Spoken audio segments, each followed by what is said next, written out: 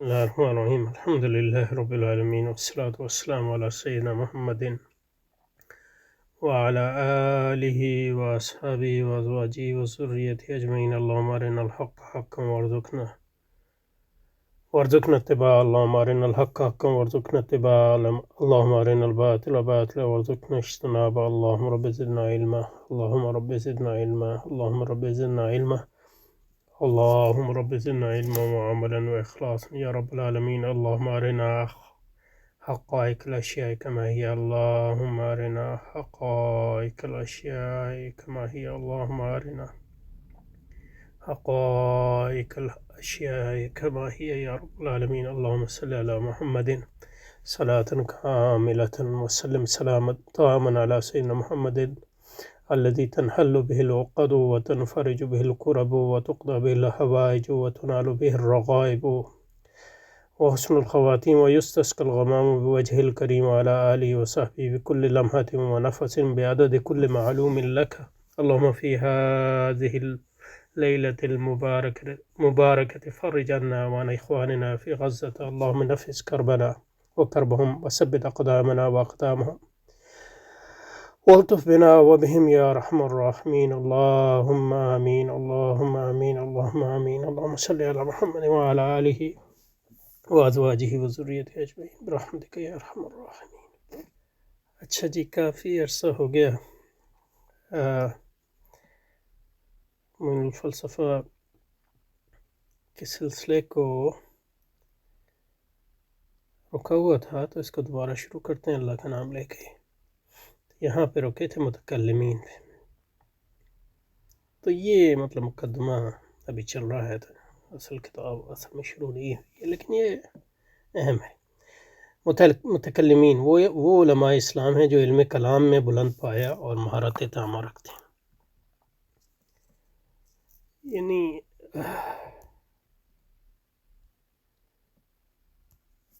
علم کلام علوم اسلامیہ میں سے ایک اہم علم ہے، اور علم کلام کے ماہرین کو متکلمین کہتے ہیں. متکلم واحد ہے متکلم. اور علم کلام پہ ہم نے کافی بحث کی ہے، کافی ویڈیو موجود ہے اردو میں بھی اور انگریزی میں بھی، آپ دیکھ سکتے ہیں اس کو. لیکن بنیادی طور پہ علم کلام جو ہے اس کے دو پہلو ہیں. مختلف متکلمین کی مختلف تعریفیں ہیں، لیکن یہ ہے کہ مثلا ہم نے امام غزالی کی تعریف دیکھی جو انہوں نے المستصفیٰ میں کی ہے مثلا، اور المستصفیٰ جو ہے امام غزالی کی یعنی آخری دور کی کتابوں میں سے ہے. اور ہم نے حضرت سید شریف جرجانی کی تعریف بھی دیکھی ہے اور اس پہ بھی بات کی ہے. تو دو چیزیں علم کلام کے بارے میں کہی جا سکتی ہیں، دو تین چیزیں کہی جا سکتی ہیں. یہ علم کلام کے بارے میں دو تین چیزیں کہی جا سکتی ہیں. علم کلام پہلی بات تو یہ ہے کہ اسلامی علوم میں سے ایک علم ہے، علوم اسلامیہ میں سے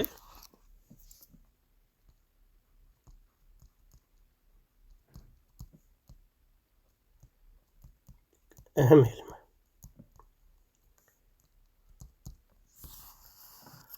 اور اس کے کئی پہلو ہیں، لیکن یہ کہ کہہ سکتے ہیں کہ ایک اس کا مثبت پہلو ہے، دوسرا منفی پہلے. مسئلہ اس کو سمجھ میں آ جائیں گے انشاءاللہ. مثبت اور منفی سے مراد ہماری کیا ہے؟ مثبت کا مطلب یہ ہے کہ مثبت اس کا جو پہلو ہے اس کے اعتبار سے یہ کوشش کی جاتی ہے کہ بنیادی اسلامی عقائد،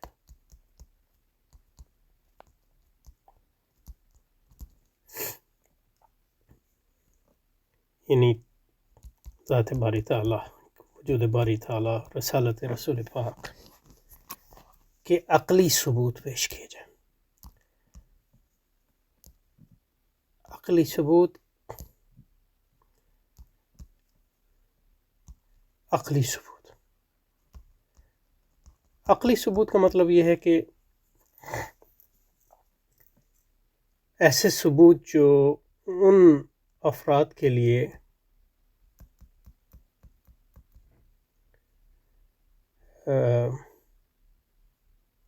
کنونسنگ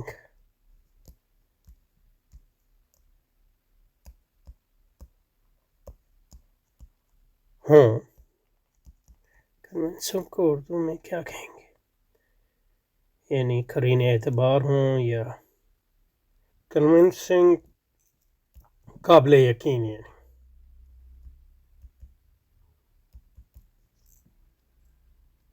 یا اگر ایک لفظ استعمال کرنا ہو تو ان کے لیے مقنع ہو.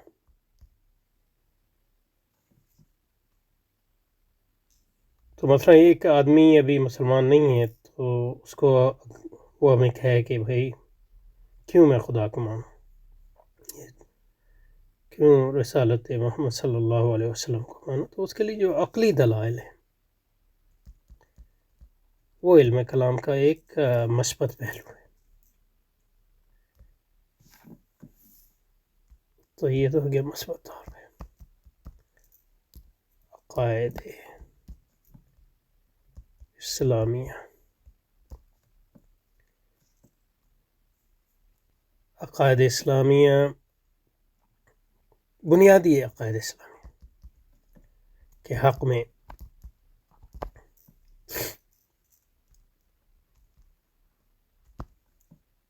عقلی دلائل پیش کیے جائیں جو ایک ایسے شخص کے لیے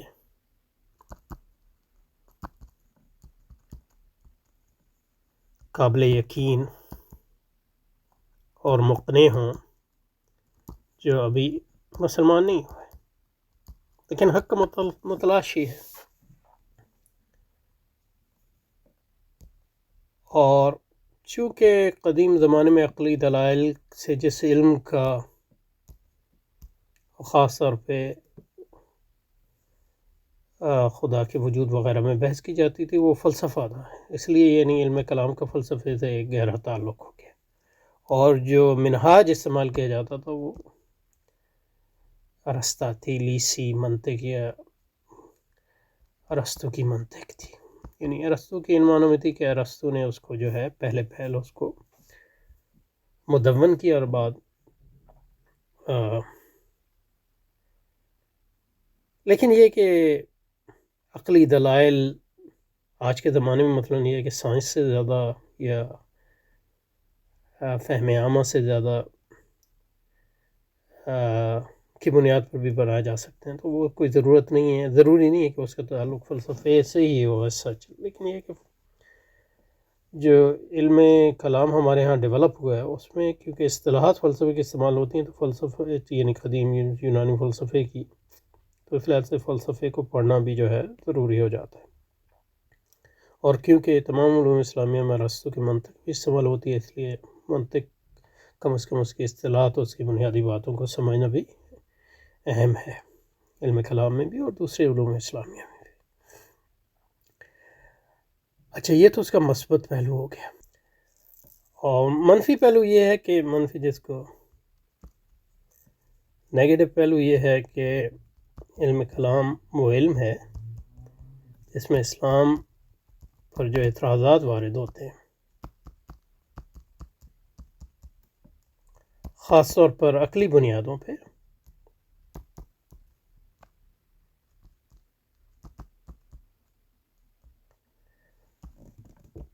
اس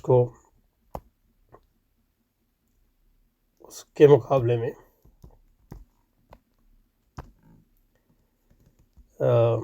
اسلام کا دفاع کیا جاتا ہے.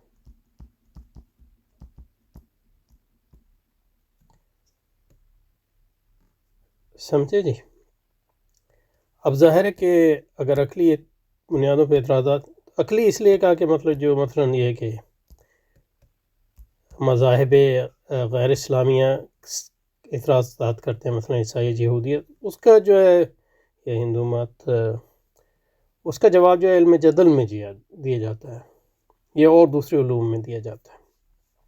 یعنی رد عیسائیت ایک خاص مضمون بن گیا.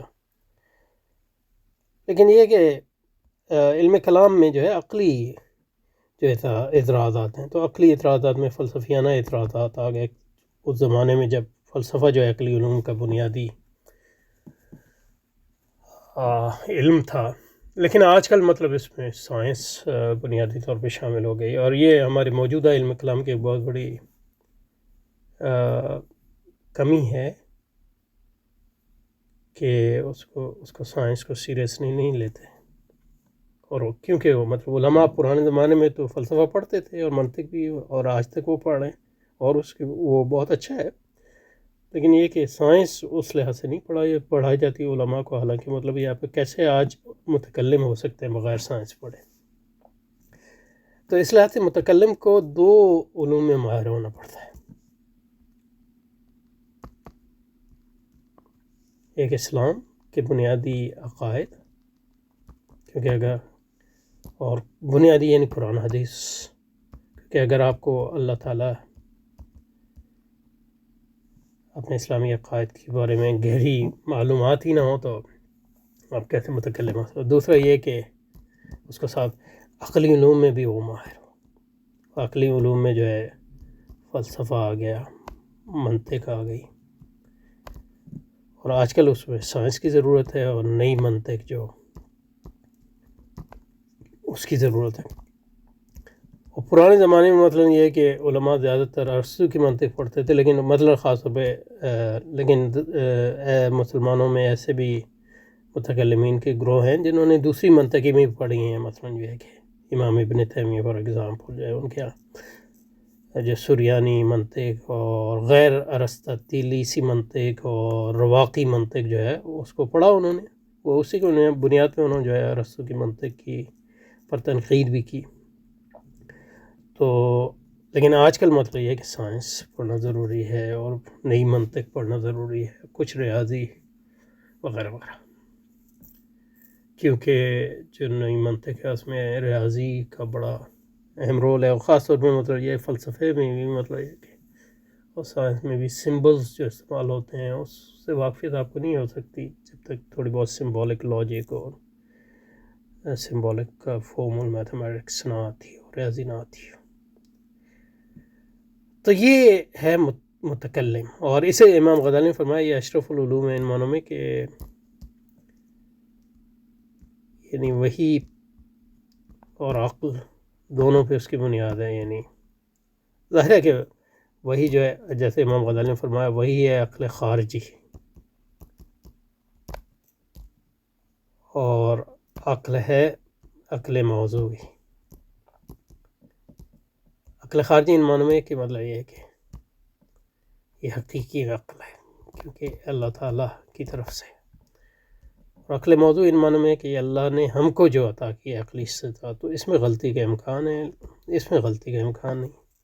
گو کہ وحی کے فہم میں غلطی کا امکان ہے، کیونکہ وحی کے فہم میں بھی ہم عقل ہے، تو وحی کے فہم میں عقل تو استعمال ہوتی ہی ہے، لیکن جب ہم عقلی کی یہاں مراد لیتے ہیں تو اس سے مراد عقلی علوم ہوتے ہیں، جس کے لیے مطلب یہ ہے کہ یہ عقل کا ایک ٹیکنیکل معنی ہے، عمومی عقل مراد نہیں ہے، کیونکہ عمومی عقل کے بغیر تو آپ وہی سمجھ ہی نہیں سکتے.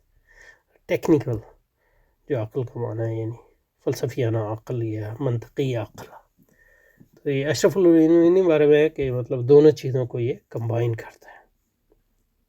اس کا اطلاق مطلب اصول فقہ پہ بھی ہو سکتا ہے، کیونکہ اصول فقہ میں بھی آپ وحی اور عقل کو ملاتے ہیں. یعنی عقل عمومی تو ظاہر ہے وہ تو ہر وقت ہوتی ہی ہے، لیکن عقل خصوصی یعنی. تو یہ ہے متکلمین کا گروہ. اور یہ معین الفلسفہ جو ہے یہ منطق کی کتاب ہے، یہ علم کلام کی کتاب نہیں ہے، کیونکہ یہ میرا خیال میبزی کی تسہیل لکھی ہے یا ہدایت الحکمہ کی، اب یہ پتہ چلے گا، مجھے یاد نہیں ہے.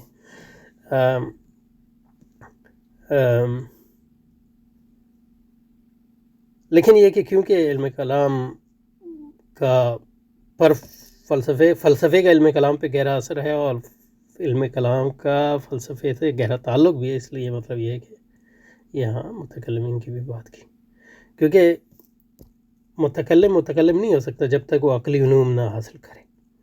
تو عقلی علوم میں جو ہے فلسفے کا خاص طور پہ اور منطق کا اہم مقام تھا، اور اب بھی ہے، لیکن یہ اب ضرورت یہ ہے کہ نیا فلسفہ بھی اس میں ڈالا جائے، اور سائنس خاص طور پہ دیکھیے کہ جو ارسطو کے زمانے میں اور قرون وسطیٰ میں جو فلسفے کی حیثیت کی آج وہ سائنس کی ہے وہ حیثیت، تو آپ کیسے مطلب یہ ہے کہ اسلام کا دفاع کرتے ہیں اگر آپ کو سائنس نہ ہوتی؟ اب امام غزالی فلسفے کے ماہر تھے، امام ابن تیمیہ فلسفے کے ماہر تھے، اپنی زمانے کی سائنس کے بھی ماہر تھے، لیکن آج جو ہمارے علماء ہیں نہ بہت سو کو یعنی جدید فلسفے کا کوئی علم ہے نہ سائنس کا، اور ہے بھی ہے تو بڑا مطلب یہ ہے کہ اس لیے بڑی غلطیاں کرتے ہیں، اور بڑے بڑے علماء کیونکہ اس کا پڑھا ہی نہیں ہے، اور کیونکہ ہمارے یہاں مطلب فلسفہ پرانا بھی اس طرح نہیں پڑھا جاتا، تو اس لیے اس کے فہم میں بھی بڑی غلطیاں ہوتی ہیں، خاص طور پہ مثلاً ہمارے یہاں دیوبندیوں کے یہاں اب عقلی علوم کی اتنی اہمیت نہیں رہی، حالانکہ کتابیں تو ساری پڑھاتے ہیں، لیکن کیونکہ تاریخی طور پہ ان کا ماشاءاللہ اور یعنی بہت بڑا کام ہے حدیث اور قرآن مجید کے احیاء میں بر صغیر میں، تو ان کے ہاں مطلب یہ ہے کہ منطق اور فلسفے میں وہ رسوخ نہیں ہے جو خیر آبادیوں کے یہاں ہے مثلا۔ اب یہ نہیں پتہ کہ ہمارے یعنی ہم تو خیر آبادی استادوں سے پڑھے تو وہ بڑے یعنی پکے ان کو پرانی منطق اور سب آتی تھی، اب آج کل والوں کا نہیں پتہ کہ بعض اوقات انٹرنیٹ پہ دروس سنتے ہیں تو وہ مطلب یہ ہے کہ کچھ سمجھ میں نہیں آتا کہ کیا ہو رہا ہے۔ اچھا بہرحال تو چلتے ہیں آگے انشاءاللہ۔ اچھا جی، تو متکلمین وہ علماء اسلام ہیں جو علم کلام میں بلند پایا اور مہارت ہم رکھتے ہیں، جیسے امام غزالی اور امام رازی۔ اب امام غزالی اور امام رازی دونوں اشاعرہ میں سے ہیں، امام رازی جو ہیں متاخرین اشاعرہ میں سے ہیں، لیکن امام غزالی جو ہے اشاعرہ میں سے ان معنوں میں ہیں کہ عمومی طور پہ اس مدرسے سے ان کا تعلق ہے، لیکن آپ امام اور مجتہد ہیں تو اشاعرہ کی مطلب یہ ہے کہ تنقید بھی کرتے ہیں، جیسے مطلب جو علم کلام کی جو نقد میں بھی آپ نے کتابیں لکھی، یعنی اس میں جو غلو ہوتا ہے علم کلام میں، اور پھر مطلب یہ ہے کہ وہ اصل جو اس کا مقصد اسلام کا دفاع اور اسلام کی حقانیت ثابت کرنا ہوتا ہے، لیکن یہ کہ وہ متاخرین جو ہیں آپس میں مسلمانوں کے اندر جو مختلف کلامی مذاہب ہیں ان کی لڑائی کے آماجگاہ بن گئے، تو وہ امام غزالی نے اس کا بڑا زوردار نقد رکھنے لگا، تو وہ جو اشاعرہ ہیں اب آج کل اس لیے امام غزالی پہ زیادہ نہیں زور دیتے، یا انہی پہلوؤں پہ زور دیتے ہیں جو متاخرین اشاعرہ کو پسند ہے۔ امام رازی اس کے مقابلے میں، امام رازی ظاہر ہے بہت بڑے امام ہیں، لیکن امام غزالی جتنا ان کا درجہ نہیں ہے، نہ علم کلام میں نہ فلسفے میں نہ کسی چیز میں۔ ہو سکتا ہے اصول میں ظاہر ہے امام غزالی کی تفسیر ہمارے یہاں نہیں آئی ہے، تو امام رازی کی تفسیر بہت بڑی بلند پایہ ہے، گو کہ مجھے یہ نہیں پتہ کہ وہ ساری تفسیر انہی کی ہے، کیونکہ کہا جاتا ہے کہ آدھی تفسیر لکھ پائے تھے اور اس کے بعد جو ہے ان کے شاگردوں نے جو ہے واقعی کی، لیکن اب کہہ سکتے ہیں کہ اصول اور اصول میں بھی امام غزالی کا بہت بڑا مقام ہے۔ بہرحال یہ نہیں مطلب دونوں بہت بڑے امام ہیں، لیکن کوئی موازنہ نہیں ہے، امام غزالی بہت اونچے درجے کے ہیں، امام غزالی جیسے ائمہ جو ہیں ایک آدھی ہیں، اگر ہیں بھی تو پوری اسلامی تاریخ۔ اب یہ عجیب بات ہے کہ دونوں جو مثالیں دی ہیں وہ اشاعرہ کی دی ہیں، اور امام غزالی مطلب محقق ہیں، صرف اشعری نہیں ہیں، وہ تو ٹھیک ہے، لیکن یہ کہ نہ ماتریدی کی مثال دی ہے، نہ جن کو وہ سلفی کہہ رہے ہیں ان کی مثال دی ہے کسی ان کے ائمہ کی، تو یہ نہیں پتہ کیوں، مطلب کیونکہ جو مقدمہ لکھا ہے کافی سرسری لکھا ہے، کیونکہ وہ اصل مقصد نہیں ہے آپ کا، اور دوسری یہ کہ یہ کیونکہ میرے خیال میں کتاب لکھی ہے پڑھانے کے لیے مدرسوں میں، تو ظاہر ہے کہ استاد شرح کرتا ہے۔ بہرحال متکلم علیہ السلام جو علوم کلام میں بلند پایا اور مہارت تام رکھتے ہیں، جیسے امام غزالی امام رازی رحمۃ اللہ علیہما و رضی اللہ عنہما، مسائل نظریہ میں ان کا بحث کا انداز وہی ہے جو حکمائے مشائیہ کا ہے، مسائل نظریہ میں یعنی فلسفیانہ مسائل۔ امام رازی کے بارے میں یہ کہہ سکتے ہیں کہ وہ کہ مطلب یہ کہ وہ پکے ایک لحاظ سے ابن سینا کے مرید ہی ہیں فلسفے میں.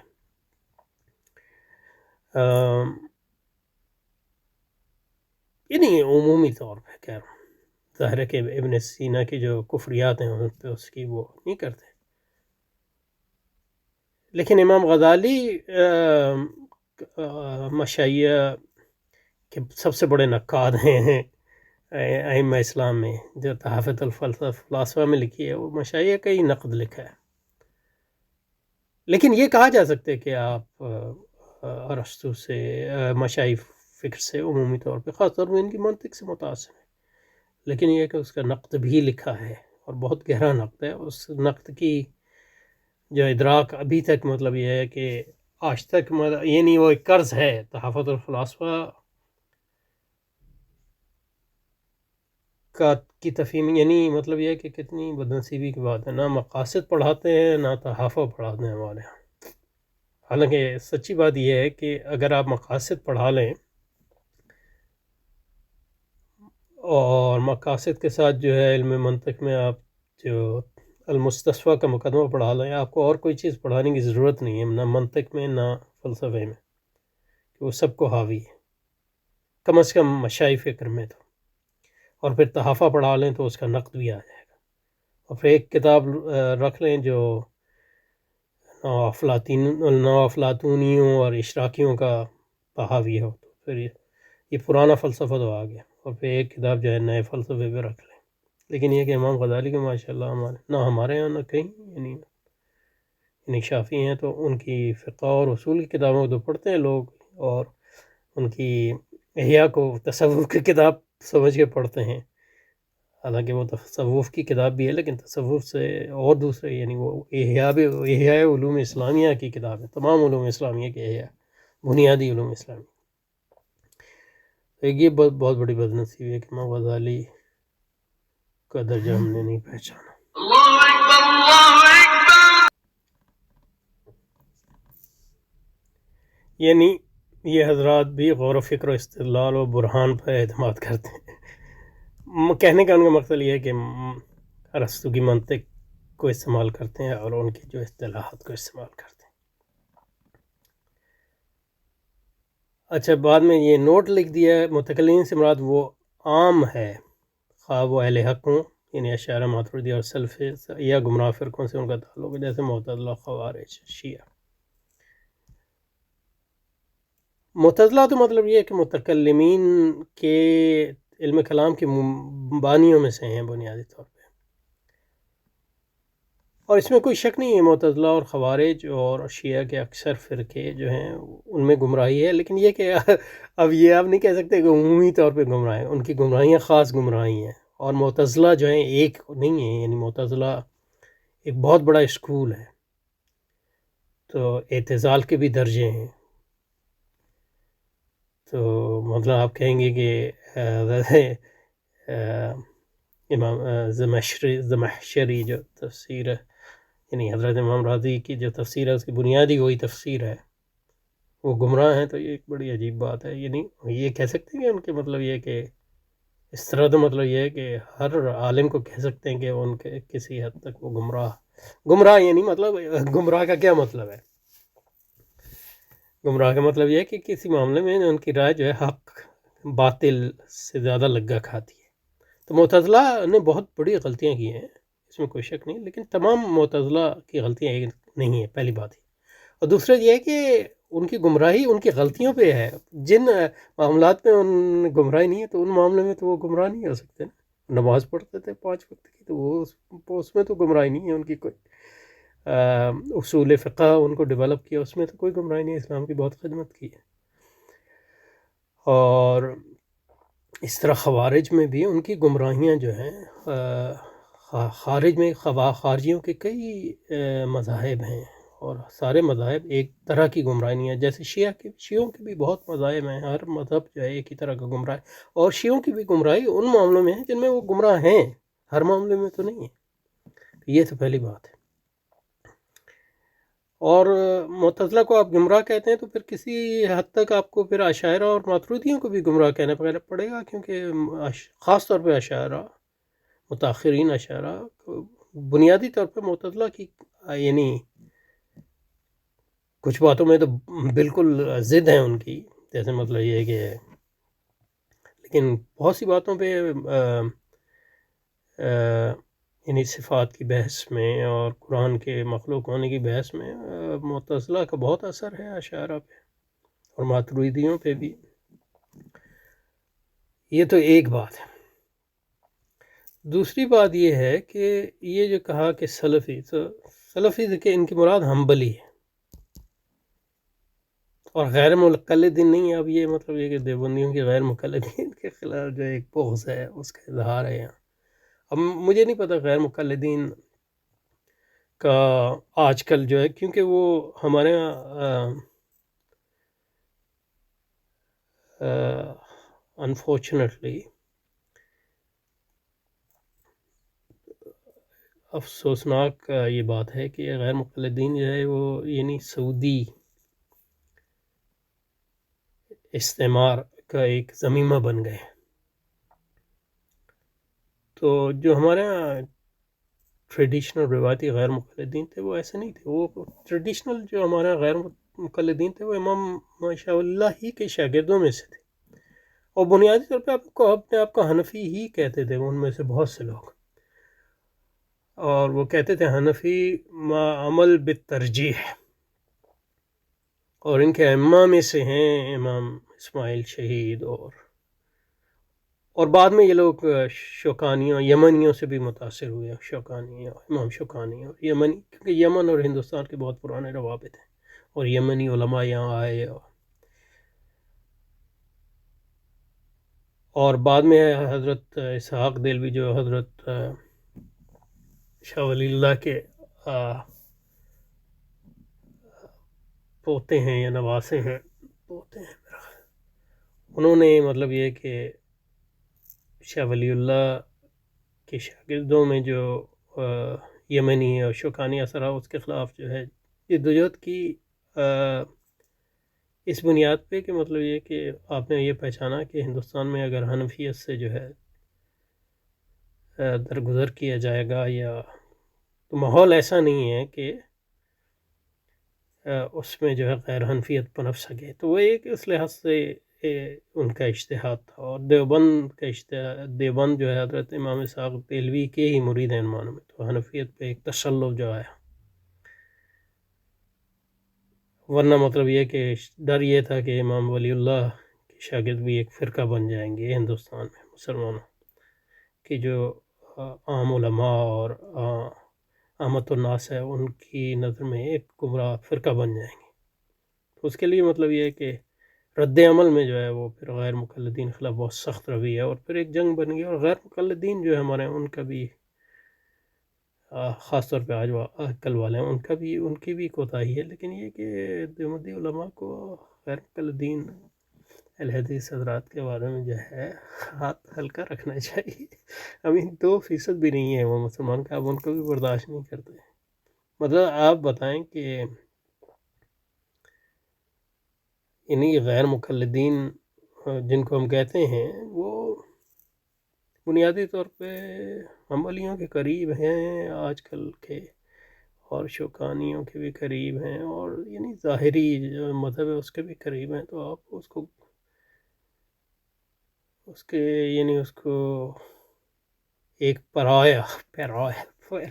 یعنی ایک گمراہ فرقہ بنا دینا، یہ ٹھیک نہیں، کیونکہ ہم یہ سمجھتے ہیں کہ مطلب یہ ہے کہ ہندوستان میں کے ماحول میں حنفیت لازمی ہے، بہت ضروری ہے ایک حکمت عملی کے طور پہ۔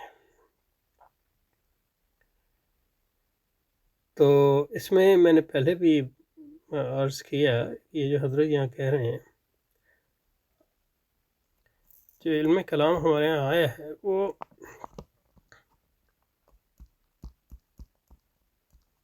معتزلہ ہی ان کے بانی، امام اشعری جو ہے معتزلہ ہی کے شاگرد تھے، اور ان کا پھر آپ نے رد کیا، اور امام احمد بن حنبل کے اور محدثین کا آپ نے دفاع کیا، اور اس کی بنیاد پہ وہ جو ہے اشعری علم کلام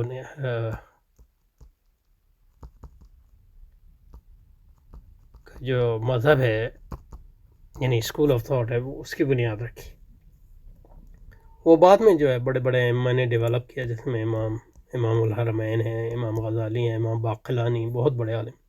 نہیں، امام باقلانی کا نام نہیں لیا، وہ اصل میں مطلب یہ ہے کہ اشریوں کے مجددین میں سے اشری علم کلام کے امام اشری کے بعد.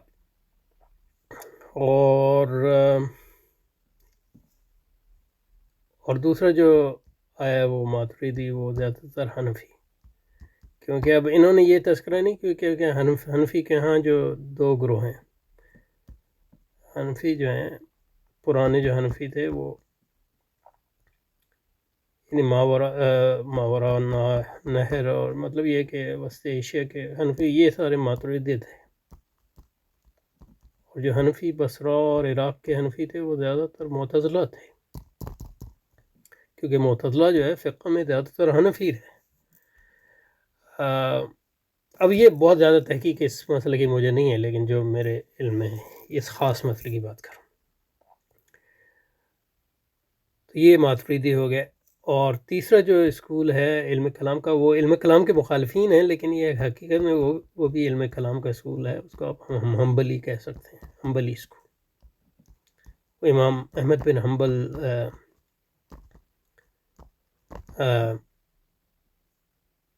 سے موسوم ہے، لیکن یہ کہ وہ امام احمد بن حنبل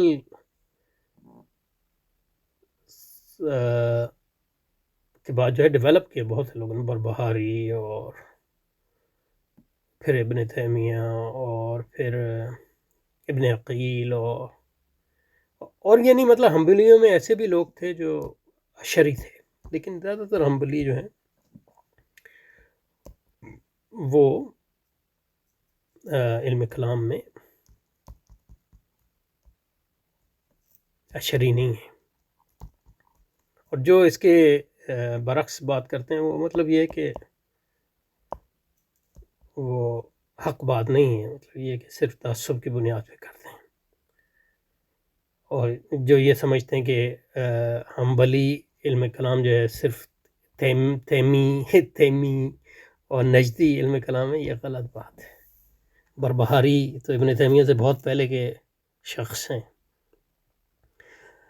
وغیرہ وغیرہ. یہ دوسرے لوگ، یہ ابن قدامہ اور یہ لوگ.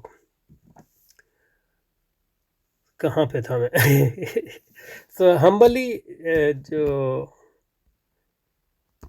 یا اس کو سلفی، جن کو آج کل سلفی کہتے ہیں، سلفی کہتے ہیں، حقیقت میں یہ سلف کا عقیدہ نہیں ہے. کہ سلف کا عقیدہ تو وہ ہے جو خود امام ابو حنیفہ اور امام مالک اور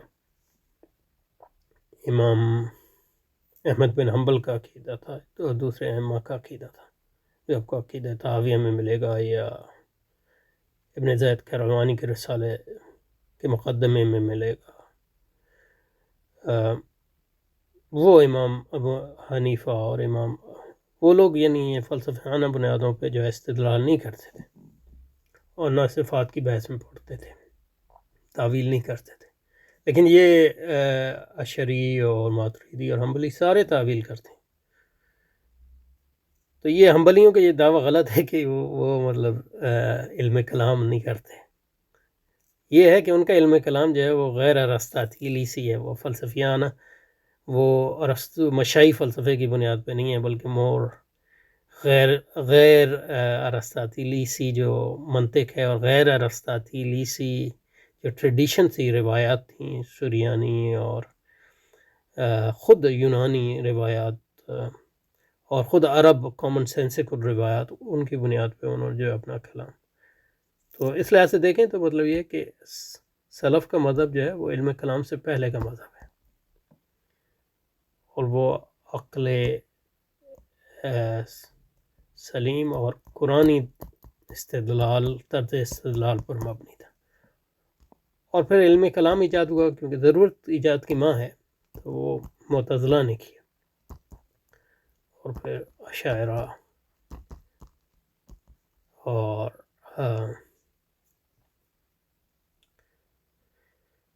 ماتریدیہ اور حنبلی، یہ سنیوں کے ہیں. معتزلہ جو ہیں یہ علم کلام میں سنی نہیں ہے، ویسے سنی ہے، مطلب یہ ہے کہ شیعوں کے مقابلے میں زیادہ تر ان کے لوگ حنفی تھے۔ خوارج کے بارے میں مجھے نہیں پتا کہ انہوں نے کوئی علم کلام میں کوئی خاص کردار ادا کیا ہے۔ شیعوں کا یہ ہے کہ شیعوں میں جو اوائل شیعہ ہیں وہ سارے وہ سلف ہی تھے، یا لیکن جو بعد کے متاخرین شیعہ ہیں، عجیب غریب بات یہ ہے کہ وہ یعنی مطلب یہ وہ سارے تقریباً معتزلی ہیں علم کلام میں، تو شیعوں کا کوئی الگ علم کلام علم نہیں ہے۔ ٹھیک ہے جی، تو اب امام غزالی، امام رازی، ٹھیک ہے، اب یہ امام غزالی اور امام رازی کو کن بنیادوں پہ چنا ہے یہ نہیں پتا۔ امام غزالی حجت اسلام ابو حامد مشہور بزرگ اور بڑے فلسفی ہیں، مشہور بزرگ ائمہ اسلام میں سے ہیں، بہت بڑے، حجت الاسلام، شافعیوں کے امام، فقہ میں امام، اصول فقہ میں امام، تصوف کے امام، فلسفے کے امام، منطق کے امام، نقادین منطق کے امام، وغیرہ وغیرہ، تقریباً 200 کتابوں میں سے، اب 200 کا تو نہیں پتہ، لیکن یہ ہے کہ آپ کی کافی کتابیں ہیں فقہ میں۔ نہیں مطلب یہ ہے کہ شافعیوں کے ائمہ میں سے ہیں، ائمہ مجتہدین میں سے ہیں، یعنی اجتہاد کے درجوں میں سے۔ اب یہ نہیں پتا کہ یعنی مطلب ان کا وہی درجہ ہے تقریباً جو مثلاً ابو زید، یعنی شافعی فقہ میں جو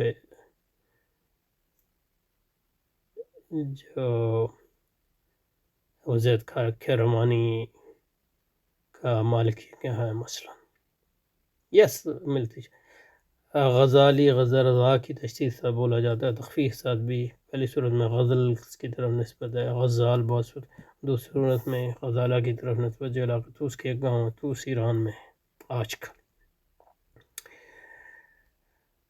امام رازی، فخر الدین رازی، مشہور مفسر، عقلیات نقلیات گزرے لوگوں کے ان کے یگانہ روزگار تھے، تفسیر کبیر اور بہت سی کتابوں کے مصنف ہیں،